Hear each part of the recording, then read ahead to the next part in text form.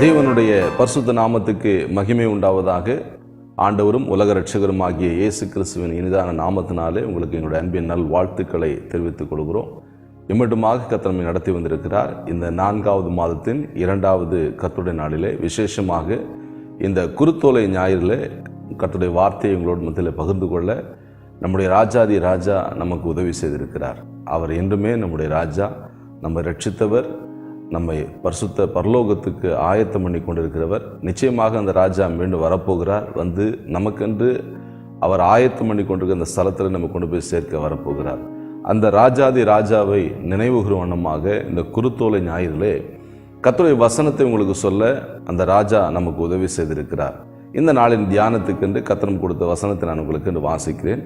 லூக்கா எழுதின சுவிசேஷம் 19ஆம் அதிகாரத்தில் உள்ள 41 மற்றும் 42வது வசனங்களை நான் உங்களுக்கு வாசிக்கிறேன். லூக்கா 19ஆம் அதிகாரம் 41 மற்றும் 42வது வசனங்கள். அவர் சமீபமாய் வந்தபோது நகரத்தை பார்த்து அதற்காக கண்ணீர் விட்டு அழுது, உனக்கு கிடைத்த இந்த நாளிலாகிலும் உன் சமாதானத்துக்கு ஏற்றவைகளை நீ அறிந்தாயானால் நலமாயிருக்கும். இப்பொழுதோ அவைகள் உன் கண்களுக்கு மறைவாயிருக்கிறது. ஜெபம் செய்வோம். பரிசுத்த பிதாவே, இரக்கமுள்ள எங்கள் ஆண்டவரே, பரலோகத்தின் தகப்பனே, ஆசீர்வதிக்கப்பட்ட அருமையான இந்த நல்ல ஆண்டவரே காலை நேரத்துக்காக ஸ்தோத்திரம். இந்த குருத்தோலை ஞாயிறிலே நீர் எருசலேம் நகரத்தை நோக்கி பவனி போன இந்த நாளிலே கர்த்தாவே ஆண்டவரே ஸ்தோத்திரம் ஐயா. உடைய ஆண்டவரே வார்த்தைகளை தியானிக்க கர்த்தர்களுக்கு கொடுத்த கிருபைக்காக ஸ்தோத்திரம். இந்த நாளில் நம்முடைய வார்த்தையின் வழியாக கர்த்தர்களுடைய இடைபடுவீராக. நம்முடைய திருவாய் மொழிகளை கேட்க நாங்கள் ஆயத்தமாக இருக்கிறோம். எங்களோட பேசும் வழி நடத்தும். இயேசுவின் நாமத்தில் வேண்டுகிறோம் பிதாவே, ஆமென். தேவனுடைய பரிசுத்த நாமத்துக்கு மகிமை உண்டாவதாக. குருத்தோலை ஞாயிறு என்றால் என்ன? குருத்தோலை ஞாயிறுடைய விசேஷம் என்ன? இயேசு கிறிஸ்து பவனியாக போன நாள் தான் இந்த நாள், இந்த குருத்தோலை ஞாயிறு. அவருடைய பவனியை நினைவு கூறுகிற நாள். குருத்தோலை என்றாலே ஒரு புதிய ஆரம்பம், ஒரு புதிய ராஜ்யத்தின் ஆரம்பத்தை குறிப்பது தான் இந்த குருத்தோலை என்கிறதான இந்த குருத்தோலை ஞாயிறு. இயேசு கிறிஸ்து ராஜாவாக ஆண்டவர் வலம் வருகிறார். அவரை ஏன் ஆரவாரிக்கிறார்கள், ஏன் அவரை ஆர்ப்பரிக்கிறார்கள்? ரோம சாம்ராஜ்யத்திலிருந்து எங்களை விடுவித்து எங்களுக்கு நீ ராஜாவா இரும் என்று சொல்லி ஆண்டவரை ஆரவாரித்து அப்படியே வரவேற்கிறார்கள். அதில் கர்த்தர் பங்கு கொள்கிறார். அப்படிப்பட்ட ஒரு நல்ல சந்தோஷமான ஒரு சூழ்நிலையிலே, நல்ல மகிழ்ச்சியான ஒரு நிலையிலே இயேசு கண்ணீர் விடுகிறார். இயேசு லாசருடைய மரணத்தில் பார்த்து அவர் கண்ணீர் விட்டார்.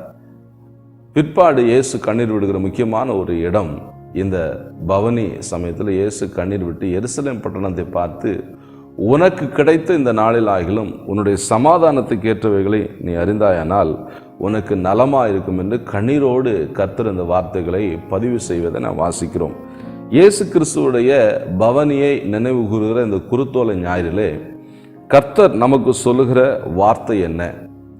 ஆண்டவர் நம்மை பார்த்து சொல்லுகிற முக்கியமான காரியம், உனக்கு கிடைத்த இந்த நாளிலாகிலும் உன் சமாதானத்துக்கேற்றவைகளை நீ அறிந்தாயானால் உனக்கு நலமாக இருக்கும். நாம் வாழ்கிற இந்த உலகம் அறிவு பெருத்த உலகம், அறிவு நிறைந்த உலகம். இப்படிப்பட்ட இந்த உலகத்தில் அநேக காரியங்களை ஆவலோடு அநேகர் அறிந்து கொள்ளுகிறார்கள், அறிவதற்கு இன்னமும் ஆவலாக இருக்கிறார்கள். அப்படி தன்னால் முடிந்த காரியங்களை தன்னுடைய ஆயுசு நாட்டிலும் முழுவதும் அறிந்து கொண்ட மனிதன் சொல்வது, கற்றது கைமண் அளவு, கல்லாதது உலக அளவு. இன்னும் அறிந்து கொள்ள வேண்டிய காரியங்கள் ஏராளமாக இருக்குது. ஆனால் வானத்தையும் பூமியும் படைத்த ஆண்டவராகிய இயேசு, இரட்சகராகிய இயேசு ராஜா சொல்லுகிறார், உன் சமாதானத்துக்கு ஏற்றவைகளை நீ அறிந்தாயானால் உனக்கு நலமாயிருக்கும். நமக்கு எது நல்லது என்பதை நம்முடைய ஆண்டவர் நன்றாக அறிந்திருக்கிறார். நமக்கு கூட நம்முடைய காரியங்கள் நலமானதை நாம் தெரிந்து கொள்வதற்கு, அறிந்து கொள்வதற்கு நமக்கு தெரியாது. ஆனால் நமக்கு எது நலம் என்பதை நம்மை படைத்த ஆண்டவர் அறிந்து வைத்திருக்கிறார். நம்முடைய சமாதானத்துக்கு ஏற்றவைகளை நாம் அறிந்தால் நலமாக இருக்கும். இவ்வுலகம் சமாதானத்துக்கு ஏற்றவைகளை அறியாதனாலே உலகமெங்கும் யுத்தங்கள், சண்டைகள், வன்முறைகள், வெடி சத்தங்கள், யுத்தங்களுடைய சத்தங்கள் எல்லாம் கேட்டுக்கொண்டிருக்கிறது. பிரியமானவர்களே, நாம் இந்த நாளிலே இயேசு ராஜா நமக்கு சொல்கிறார், நாம் நம்முடைய சமாதானத்துக்கு ஏற்றவைகளை அறிந்தால் நலமாயிருக்கும். சமாதானத்தை தேடி அதை நாம் தொடர்ந்து கொள்ள வேண்டும். சமாதானத்தை வார்த்தைகளை சொல்லுகிற வாயின் வார்த்தைகளை கர்த்தர் பலிக்க செய்கிறார்.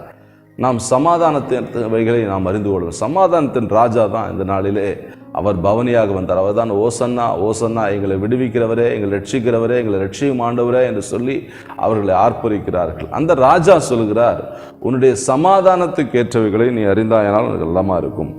சமாதானத்துக்கு ஏற்றவைகளை அறியாதனாலே எருசலேம் நகரத்துக்கு என்ன நடந்தது? சத்துரு சூழ அதை மதில் போட்டு அதை வளைந்து கொண்டான்.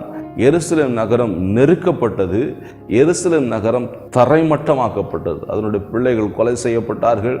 அந்த நகரமே இடிக்கப்பட்டு போனது. ஒன்றுமில்லாமல் வனாந்தரமாக மாற்றப்பட்டது.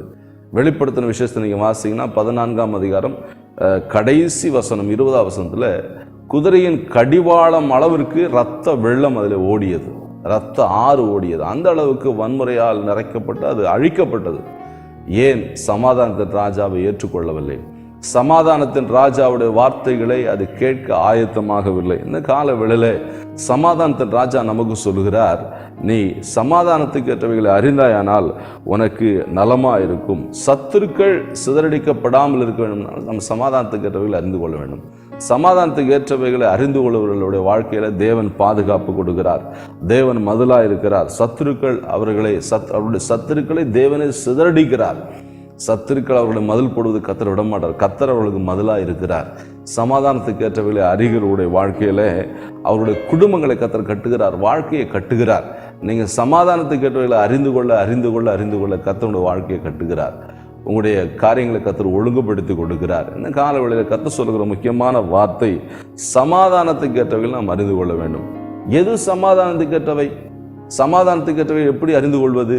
1 கொரிந்தியர் 14ஆம் அதிகாரம் 23ஆவது வசனம் இப்படியாக சொல்லுகிறது, நம்முடைய தேவன் அவர் சண்டைகளுக்கு தேவனாயிராமல் சமாதானத்துக்கு தேவனாயிருக்கிறார்.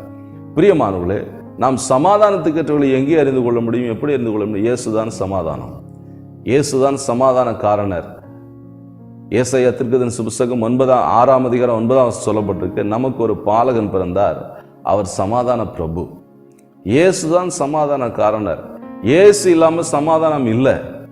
இயேசுதான் சமாதானத்தை கொடுக்கிறவர். உலகம் கொடுக்கவும் உலகம் எடுக்கவும் முடியாத சமாதானத்தை கொடுக்கிறவர் இயேசு. அவர் சமாதானத்தின் ராஜாவாக பவனி வந்தவர்.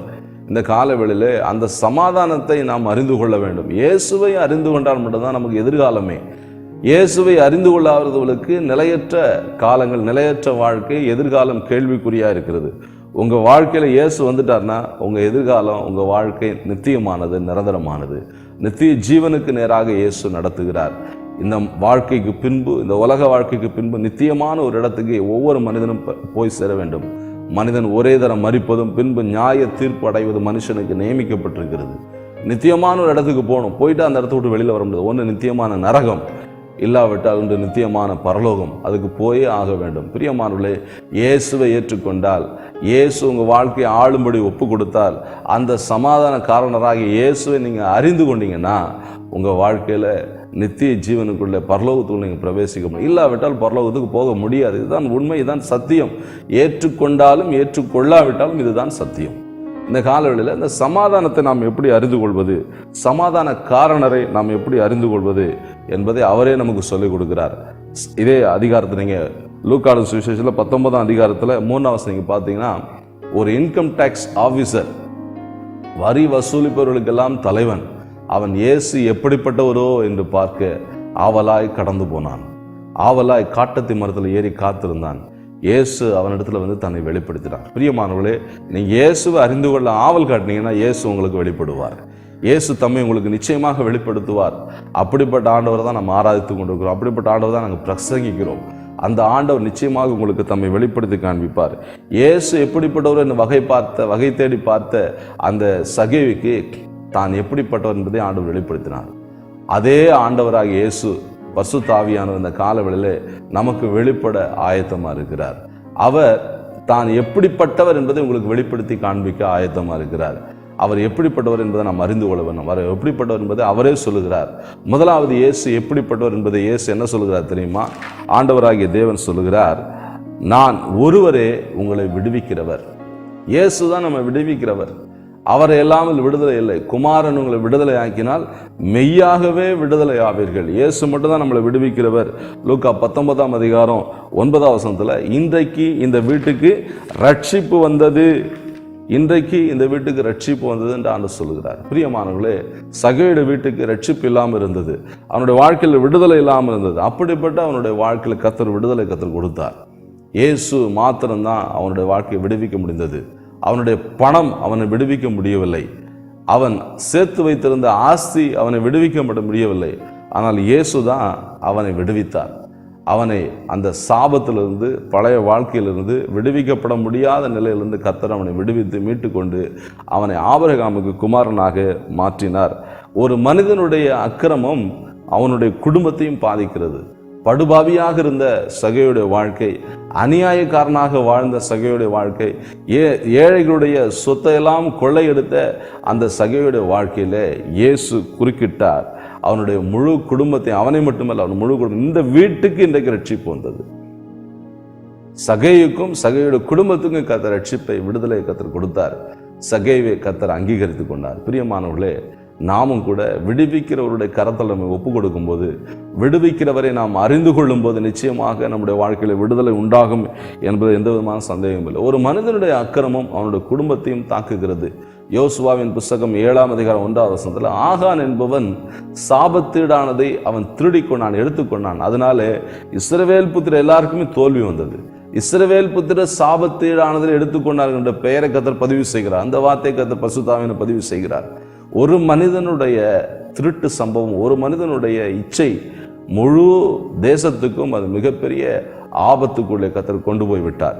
அப்படிப்பட்டதான ஒரு நிலைக்குள்ளே நாம் போய்விடக்கூடாது. நம்முடைய அக்கிரமம் நம்முடைய முழு குடும்பத்தில் தாக்கும் என்பதை நாம் கவனத்திலே கொள்ள வேண்டும். அந்த ஒரு மனிதனை கொண்டு போய் அவனுடைய வீட்டை, அவனுடைய மனைவி, அவன் பிள்ளைகள், அவனுடைய கழுதை, அவனுடைய கூட எல்லாவற்றையும் சுட்டெரித்து போட்டார்கள். அப்பொழுதுதான் தேசத்துக்கு விடுதலை கிடைத்தது. பிரியமானவர்களே, ஒரு மனிதனுடைய பாவம் முழு குடும்பத்தை அழித்து போடுகிறது. ஆனால் இந்த நாட்களிலே ஒரே மனிதனாகிய மனிதன தன்மையும் தெய்வத்தன்மையும் இணைந்தவராகிய இயேசுவா, 2ஆம் ஆதாமாகிய இயேசுவாலே முழு மனு குலத்துக்கும் சமாதானத்தை தேவன் கட்டளையிட்டார், மீட்பை கட்டளையிட்டார், ரட்சிப்பை கட்டளையிட்டார். இந்த காலவெளியில் நம்முடைய வாழ்க்கையில் மீட்பு, ரட்சிப்பு வேண்டும் என்று சொன்னால் நாம் கீழ்ப்படியும் போது நம்முடைய குடும்பமும் ரட்சிக்கப்படும், நம்முடைய குடும்பமும் ஆசீர்வதிக்கப்படும். லூக்கா 19:9 ஒரு மனிதனுடைய மனம் திரும்புதல் அவருடைய முழு குடும்பத்தையும் ஆசீர்வாதத்துக்குள்ள கொண்டு போனது. இந்த வீட்டுக்கு இன்றைக்கு ரட்சிப்பு வந்தது.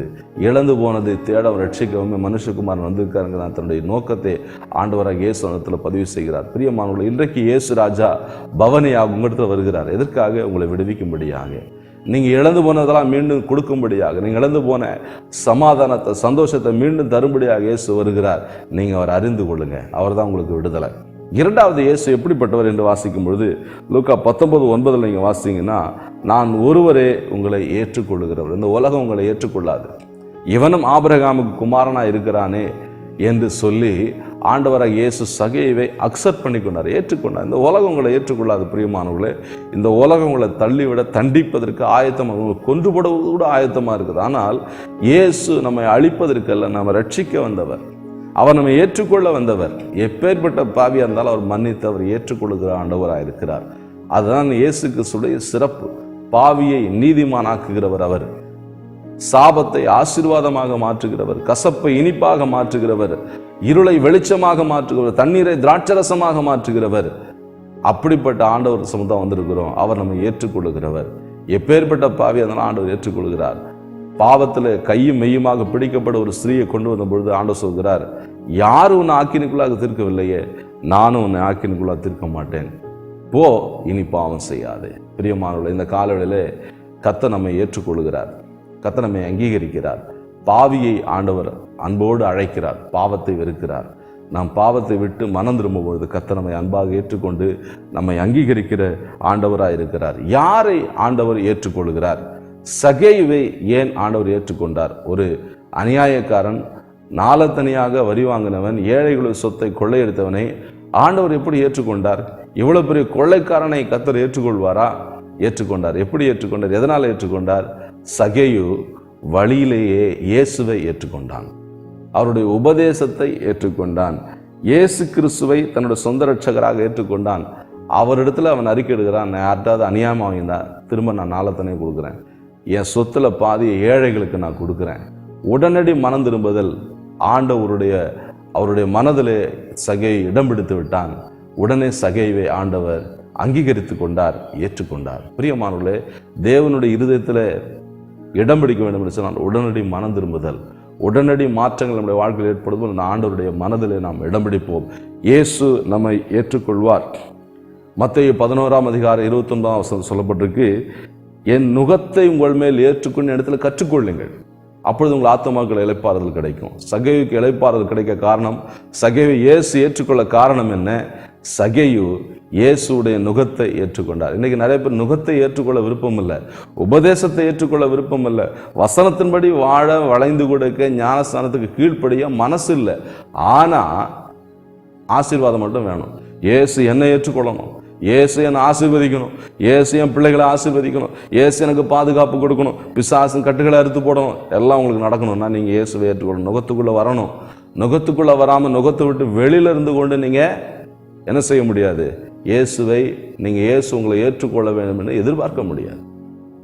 ஒரு சில பேருடைய வாழ்க்கையில ஞானஸ்தானம் எடுக்க மனசு இருந்தும் குடும்பம் தடை பண்ணுகிற, அது வேற, அது கர்த்தர் பார்க்கிறார். ஆனால் எல்லா வாய்ப்புகளும் இருந்து எந்த தடையும் இல்லாமல் ஞானஸ்தானம் எடுக்க மனசு இல்லாமல், ஆண்டவரோட ஒப்புரவாக மனசு இல்லாமல் கர்த்தர் எனக்கு ஆசீர்வதிக்கணும், அது நடக்காத காரியம். நீங்கள் அப்படியே வந்துட்டு அப்படியே போகிற ஆட்களாக தான் இருப்பீங்க. கர்த்தர் ஆசீர்வதிக்கட்டும், கர்த்தர் பாதுகாக்கட்டும். இயேசு ஏற்றுக்கொள்கிறவர். சங்கீதம் 33 சங்கீதம் 12 நீங்கள் வாசிங்கன்னா, அவரை தெய்வமாக கொண்ட ஜனமும் அவர் தமக்கு சுதந்திரமாக தெரிந்து கொண்ட ஜாதியும் பாக்கியம் உள்ளது. ஆண்டவரை நாம் தெரிந்து கொள்ளும்போது கர்த்தரால் ஆசீர்வதிக்கப்பட்ட ஜாதியாக நாம் மாறுவோம். 2 தீமோத்தேயு 2:12 அவரோடு பாடுகளை சகித்தால் மட்டும்தான் அவரோடு ஆளுகை செய்ய முடியும். ஆண்டவரோடு இணைந்தால் மட்டும்தான் கர்த்தர் நம்மை ஏற்றுக்கொள்வார்.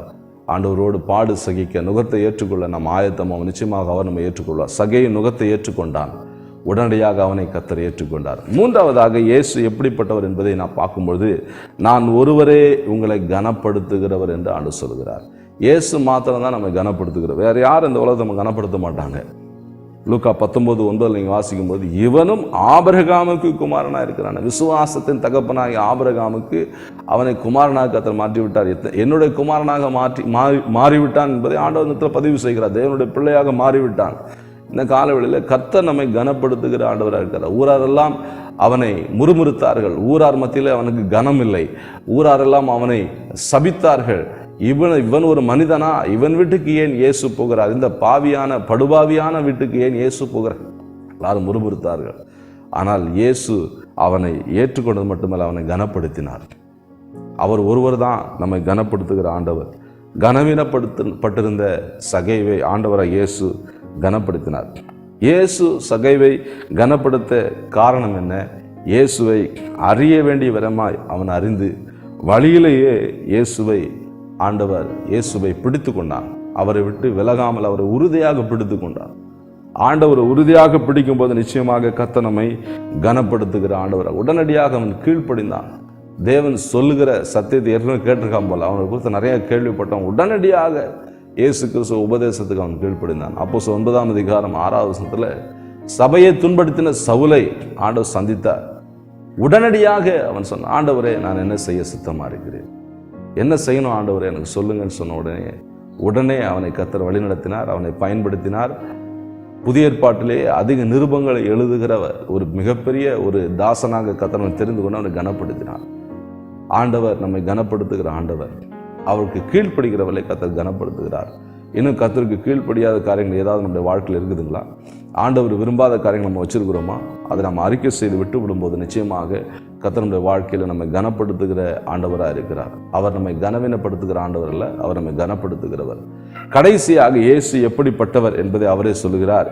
வெளிப்படுத்தின விசேஷம் 1:8 நான் ஆதியும் அந்தமும் அல்பாவும் ஒமேகாவுமா இருக்கிற ஆண்டவர் பதிவிடுகிறார். அவர்தான் இயேசு ஒருவர் தான் நம்மை முழுமையாக அறிந்தவர்.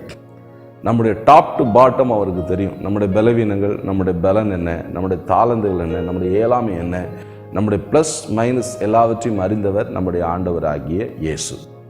அந்த ஆண்டவர் சொல்லுகிறார், நான் ஒருவரே உங்களை அறிந்திருக்கிறேன். லூக்கா 19:30 நீங்கள் வாசிங்கன்னா அங்கே ஒரு கழுதை கட்டப்பட்டிருந்தது. அந்த கழுதை குறித்து ஆண்டவர் சொல்றாரு, மனிதரில் ஒருவனும் ஒரு காலம் ஏறியிராத கழுதையை நீங்க பார்ப்பீங்க. ஒரு கழுதையை குறித்து கர்த்தர் அனலைஸ் பண்ணி வச்சிருக்கிறார். ஆண்டவர் எல்லாவற்றையும் படைத்தவர், அவர் எல்லாவற்றையும் அறிந்தவர். அந்த கழுதையை குறித்து நல்லா நீட்டாக சொல்கிறார் ஆண்டவர். மனுஷில் ஒருத்தரும் ஒரு காலம் ஏறியிராத கழுதை, அந்த கழுதையை நீங்கள் அவிழ்த்து கொண்டு வாருங்கிறார்.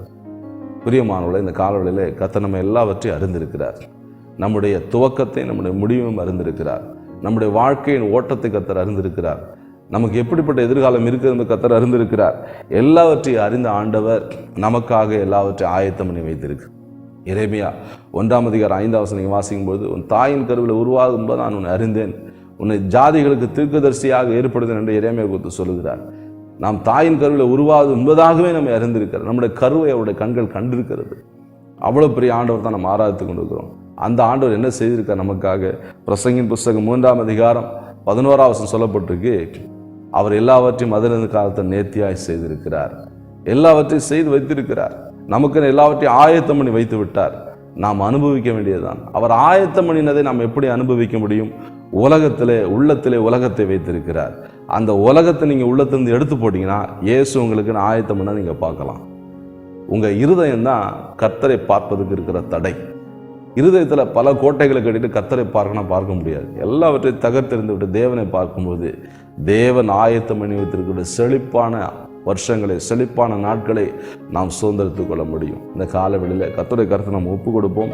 நிச்சயமாக அவர் நமக்கென்று எல்லாவற்றையும் ஆயத்தம் பண்ணி வைத்திருக்கார். நம்மை அறிந்திருக்கிறார்.